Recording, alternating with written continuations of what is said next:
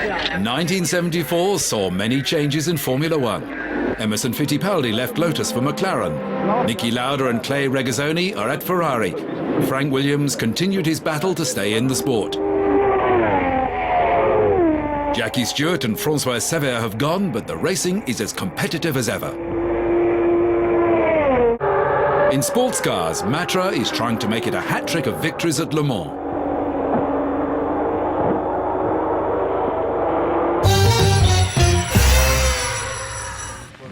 Ferrari's test track at Fiorano. Niki Lauda and Clay Regazzoni have been signed from BRM. 76-year-old Enzo Ferrari was there to see his new drivers. Fiorano was well equipped to measure all aspects of Ferrari's on-track performance. This was the final development of the 312, designated the B3.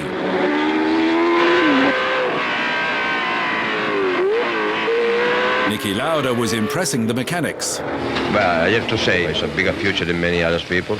We know what he's talking about. The Argentinian Grand Prix was held at the Admiral Brown Park, Buenos Aires. BRM had an all-French lineup with the Motul-sponsored P201. Ronnie Peterson took pole position in the now 5-year-old Lotus 72. Denny Hulme starting his final season. Brabham's Carlos Reutemann and new McLaren signing Emerson Fittipaldi. Niki Lauda qualified 8th. The Scuderia had been restructured, with young lawyer Luca Montezemolo brought in to manage the team. Juan Manuel Fangio was there. Security is very tight. Regazzoni qualified 2nd. Jackie Ickx joined Ronnie Peterson at Lotus. To the delight of the 100,000-strong crowd, Carlos Reutemann took an early lead, which he held for the next 50 laps. At one stage, the Brabham driver was 30 seconds ahead. It was a good idea not to argue with security. Emerson Fittipaldi had to pit for a plug lead to be fixed and finished just behind BRM's Henri Pescarolo, both out of the points. Reutemann's Brabham, which had led for most of the race, developed an air intake problem and began to use too much fuel, and was passed by Denny Hulme, who won the race. The Argentine finally ran out of petrol on the last lap. Niki Lauda was 2nd and Clay Regazzoni 3rd. The crowd was disappointed at Reutemann's bad luck. Mike Hailwood in a McLaren was 4th, followed by Jean-Pierre Beltoise in the BRM and Patrick Depailler in the Tyrrell.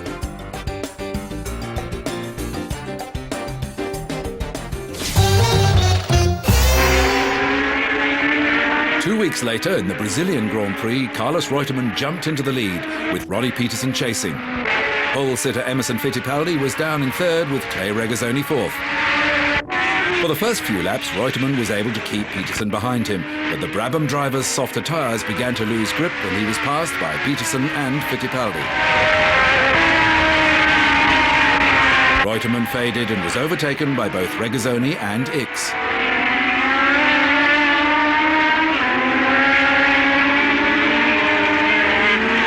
Puncture on the 18th lap put an end to Peterson's challenge, but he managed to hold on to 6th. His bad luck didn't end with the puncture. After the race, he was rushed to hospital, suffering from low blood pressure and heat exhaustion.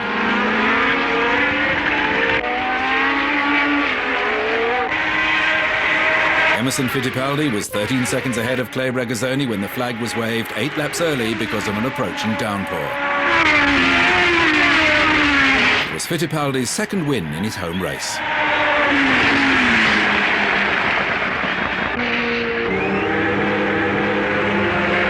Jackie Ickx took 3rd place for Lotus, but the crowd gave a special reception to 4th place Carlos Pache.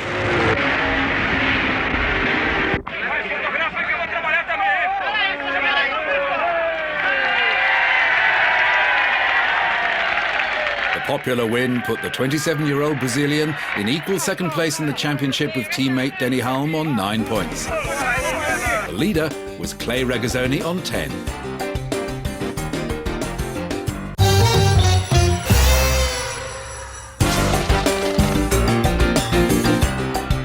The South African Grand Prix was held under a cloud, following the death of Peter Revson in practice, when his Shadow crashed and caught fire. Revson, heir to the Revlon Cosmetics fortune, had won 2 Grand Prix in 1973. Denny Hulme was only 9th on the grid, Mike Hailwood 12th. Ronnie Peterson struggled to 16th in the new Lotus 76. Emerson Fittipaldi was 5th. One of the features of the Lotus 76 was a 4-pedal layout, with 2 brake pedals and a semi-automatic clutch button. Mike Hailwood onto the grid, followed by Jody Scheckter. Niki Lauda set the fastest time, ahead of Carlos Pace in the Surtees. Arturo Mazzario qualified his Frank Williams ISO an amazing 3rd, ahead of Carlos Reutemann's Brabham.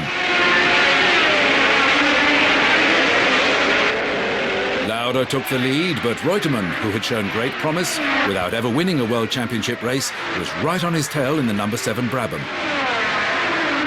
Then came Regazzoni, Jody Scheckter, Fittipaldi and James Hunt. Reutemann took the lead after 10 laps. Lotus teammates Jackie Ickx and Ronnie Peterson collided on the first lap, both eventually retiring. A slide by the Williams ISO of Arturo Mazzario on his way to 6th. Championship leader Clay Regazzoni was forced out with engine trouble after 65 laps.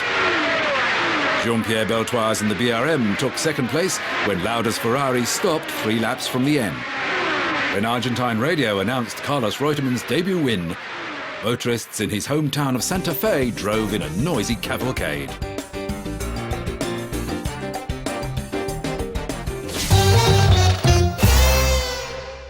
The Spanish Grand Prix was stopped at 2 hours, and Niki Lauda scored his first victory from Clay Regazzoni and Emerson Fittipaldi. At Nivelles for the Belgian Grand Prix, Tyrrell debuted their new 007 for Jody Scheckter, and it immediately impressed, qualifying 2nd. Emerson Fittipaldi was 4th. On pole was championship leader Clay Regazzoni. Fittipaldi had settled in well at McLaren. Regazzoni went into the lead with Scheckter and Fittipaldi behind. James Hunt retired with suspension failure. At the end of the lap, Fittipaldi breezed past the Tyrrell to take 2nd place. For nearly half the race, Regazzoni led a pack of 5 drivers until the 40th lap when Fittipaldi took over. Fittipaldi opened up a 3-second lead over Niki Lauda, who had also passed Regazzoni. In the closing laps, the Austrian put on the pressure. But Fittipaldi held on to take the checkered flag by a car's length. Jody Scheckter came through to pass Clay Regazzoni on the final lap. Fittipaldi's win put him at the top of the championship with 22 points, 1 ahead of Niki Lauda. For the Monaco Grand Prix, Lotus went back to the drawing board with the 76 and dusted off the old 72 for Ronnie Peterson and Jackie Ickx. It did the trick because Peterson qualified 3rd behind Lauda and Regazzoni. Regazzoni took the lead from Lauda. On the 6th lap, Peterson made a mistake at Rascasse and was hit by Reutemann. The Brabham driver retired, but Peterson was able to continue. He then began to claw his way up the order. When Regazzoni crashed out and Lauda's engine failed on lap 33, Peterson was in the lead. He was chased by Jean-Pierre Jarier in the Shadow, Brabham's Carlos Reutemann and the Tyrrell of Jody Scheckter. Peterson lapped Emerson Fittipaldi. Scheckter passed Jarier to move into 2nd, positions they held to the flag. Ronnie Peterson showed that the 5-year-old Lotus design was still a winner. Emerson Fittipaldi remained on top of the championship. Jody Scheckter scored his first Grand Prix victory in a Tyrrell 1-2 in Sweden. He was the 6th winner in 7 races. Apart from the front-running Matra and Mirage Gulf prototypes, the 1974 Le Mans race featured a high proportion of road car-derived entries, returning to the race's original intention. Naturally, the dark blue Matras in their final development and the DFV-powered light blue and orange Gulf-sponsored cars were quickest in practice.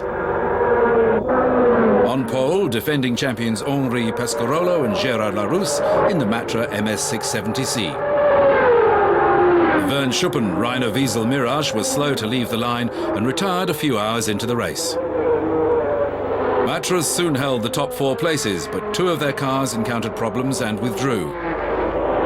From Japan, the Sigma Mazda of Okamoto Takahashi and Terada. Porsche Carrera Turbo RSRs came into contention when the Mirages dropped back.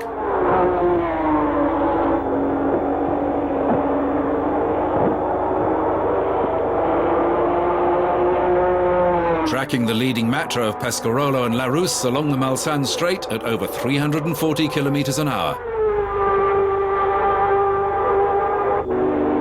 Mulsanne Corner and the signalling pits on the right, introduced after the 1955 tragedy.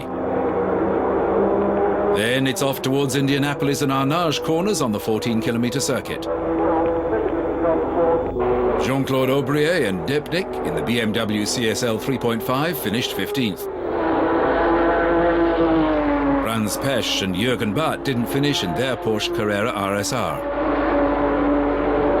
Showing the variety of cars competing, the Ford Capri, with Jean-Claude Guéry, Serge Godin and Dominique Faunage.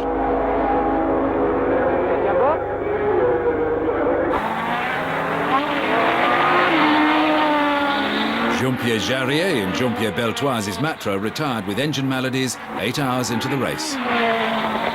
At the foggy dawn, Henri Pescarolo and Gérard Larousse's Matra 670 was comfortably leading the Guys van Lennep Herbert Muller Porsche. But at 11 a.m. the gearbox failed on the leading Matra. Then the Porsche lost all its gears except third and fourth. While a hectic gearbox rebuild was taking place in the Matra pit, the Porsche was slowly gaining. After a 47-minute stop, the Matra returned to the race only 4 minutes in front of the Van Lennep Muller Porsche. Henri Pescarolo managed to build a 6-lap lead over the Porsche by the end. It was enough to enable him to pull away and again win the race for Matra. The Van Lennep Muller Porsche was second, the Matra of Jabouille and Migaud third, the Mirage Gulf of Haywood and Bell fourth. 1974 was a remarkable result for Matra, completing a hat-trick of victories. And on that note, Matra retired from motor racing.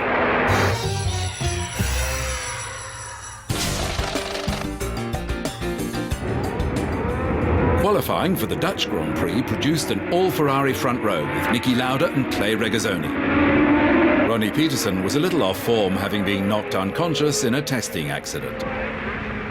Lauda took the lead while Mike Hailwood passed Regazzoni. James Hunt collided with Tom Price at the first corner, putting both out. By the third lap, Regazzoni was back in second place, 8 seconds behind Lauda. Jean-Pierre Beltoise stopped with gearbox failure. At mid-distance, Emerson Fittipaldi worked his way ahead of Depailler, the Frenchman struggling with oversteer. The 2 Ferraris gradually pulled away from the cars battling for third place, and it was soon evident that only mechanical problems could stop them. The real tussle was for third place, between Fittipaldi, Hailwood and Jody Scheckter. For once in a trouble-plagued season, the Ferraris had a smooth run throughout. Into the second half, Fittipaldi, Hailwood and Jody Scheckter retained those positions to the finish.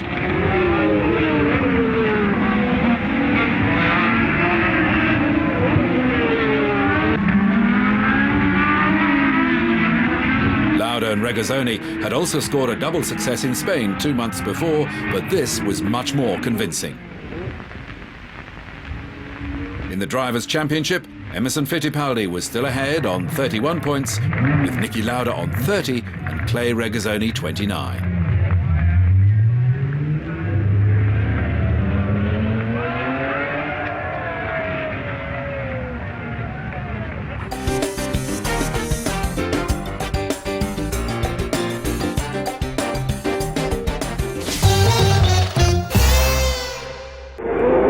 French Grand Prix gets underway at a new circuit, Dijon-Prenois.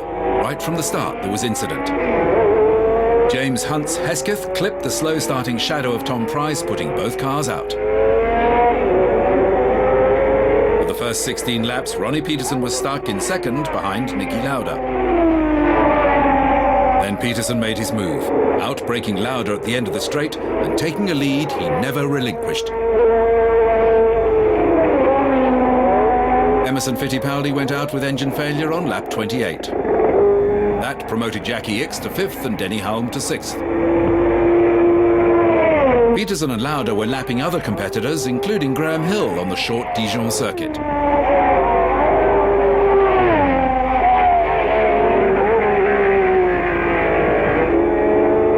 Patrick Depailler on his way to 8th. Because Dijon was only 3.3 kilometers long and the cars were lapping in under a minute, the field was restricted to 22 starters.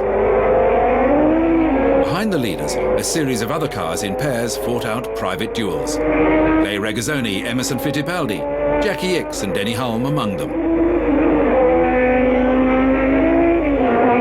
Jochen Mass was another to retire. The final lap, and Peterson's Lotus still leading Lauda in the Ferrari. By the flag, Peterson had built up a 20-second lead. Regazzoni finished 3rd, just holding off Jody Scheckter during an exciting last lap battle. Peterson had won the French Grand Prix the preceding year as well.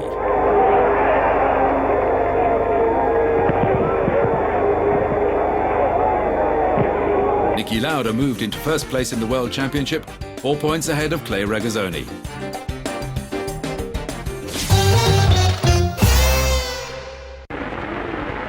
Round 10 was the British Grand Prix at Brands Hatch. Niki Lauda went into an immediate lead with Jody Scheckter and Clay Regazzoni getting ahead of Ronnie Peterson with Carlos Reutemann next. Fittipaldi, Price and Stuck followed. James Hunt ruined his chances on the 2nd lap by spinning out. The order remained unchanged until Reutemann spun. That left Lauda and Scheckter out on their own with Fittipaldi 3rd.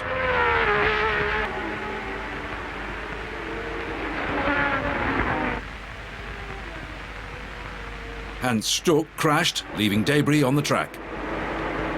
Both Peterson and Regazzoni picked up punctures. François Migot's BRM with its rear wing askew. Niki Lauda led for 69 of the 75 laps, but suddenly the gap to Jody Scheckter closed as the Austrian's rear offside tyre began to deflate. Scheckter passed at clearways while Lauda tried to carry on. It was in vain, and he had to crawl around the next lap.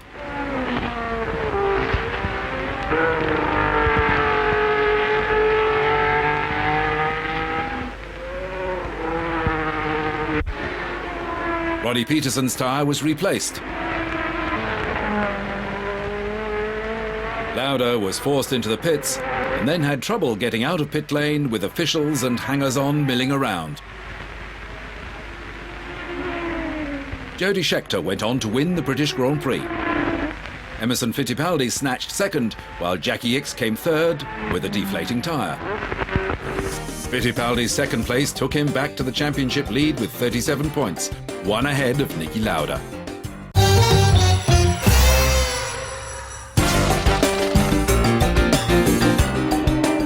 In the German Grand Prix, Clay Regazzoni was chased by Jody Scheckter and Carlos Reutemann. Emerson Fittipaldi had a puncture and Niki Lauda suspension damage, putting them out of the points. Mike Hailwood crashed and broke his leg, ending his Formula One career. Regazzoni's win took him to the top of the standings, 3 points ahead of Scheckter, with Lauda and Fittipaldi now 3rd and 4th. Carlos Reutemann led from start to finish in Austria. Clay Regazzoni's 5th place gave him a 5-point lead over Jody Scheckter. 25 cars prepared for the Italian Grand Prix. David Hobbs replaced Mike Hailwood at McLaren. Carlos Reutemann shared the front row with Niki Lauda and Carlos Pace. The grand old man of Formula One racing, 45-year-old Graham Hill. Jackie Stewart continued his racing involvement. Ronnie Peterson was 7th, and Jackie Ickx, a lowly 16th, trying to develop the Lotus 76.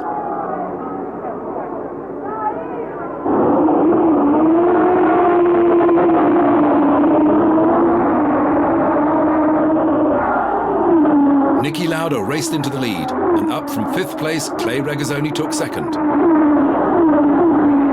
Jean-Pierre Beltoise didn't get off the line in his BRM. The Brabham challenge of John Watson, Carlos Reutemann and Carlos Pace wilted, allowing Ronnie Peterson to climb to 3rd place. Ferrari's hopes suffered a blow when Lauda came in on lap 32 with a terminal water leak. 12 laps later, Regazzoni was out with an oil seal failure. The retirements were bad news to Ferrari and the thousands of Italians who packed Monza. That put Ronnie Peterson into the lead, which he held to the flag, just ahead of Emerson Fittipaldi, with Jody Scheckter third. Regazzoni now led Scheckter by 1 point.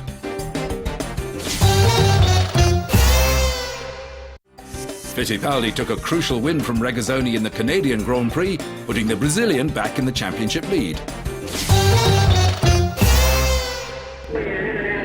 Record crowds gathered at Watkins Glen, upstate New York, for the US Grand Prix. With everything staked on the result of the last race, it made the 1974 Grand Prix season one of the most exciting in recent years. Niki Lauda was out of the running, but teammate Clay Regazzoni was on 52 points, just one behind Emerson Fittipaldi. Jody Scheckter was an outside chance on 45. Ronnie Peterson was there to win. Regazzoni had a practice accident, bruising his leg, and Ferrari had to fly over a replacement chassis. Pole went to Carlos Reutemann, with James Hunt second, and third to Mario Andretti in the new Parnelli. Reutemann led Hunt away, while Andretti's hopes ended with electrical troubles on the grid. Pace was third, ahead of Lauda, Scheckter and Fittipaldi. Carlos Reutemann was followed by James Hunt and Carlos Pace. Regazzoni was next, but the Ferrari was handling poorly, and in the following laps had to make pit stops for adjustments. All Fittipaldi had to do now was to keep an eye on Scheckter. On the 10th lap, Helmut Koenig crashed his Brabham head-on into the barriers. The car split the rails and the Austrian was killed instantly. Reutemann continued to lead Hunt and Pace. Retirement for Denny Hulme, and the 1967 world champion farewelled Formula One. Mid-race, Lauda had handling trouble and dropped behind Scheckter, Fittipaldi and Mazzario. He retired on lap 39. Hunt was in trouble in the closing laps and Pace took second place with 4 laps to go. Carlos Reutemann won and Carlos Pace was second. A Brabham won too. Hunt finished third, while Emerson Fittipaldi's world championship was secured when Jody Scheckter retired with a fuel leak. It was Fittipaldi's second world championship, adding to the title he won in 1972. I'm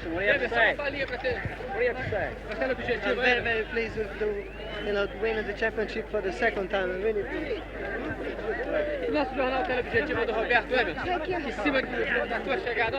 For Reutemann, the day's laurels, but for Fittipaldi, the crown. He was congratulated by one-time rival Jackie Stewart. Consistency had been Fittipaldi's strength throughout the season, always picking up points, while mechanical problems and mistakes blunted his rivals from Ferrari and Tyrrell. Emerson would be back to defend his title with McLaren in 1975, but late in 1974, brother Wilson launched his brand new Anglo-Brazilian Copa Açúcar. Would that tempt the double world champion sometime in the future?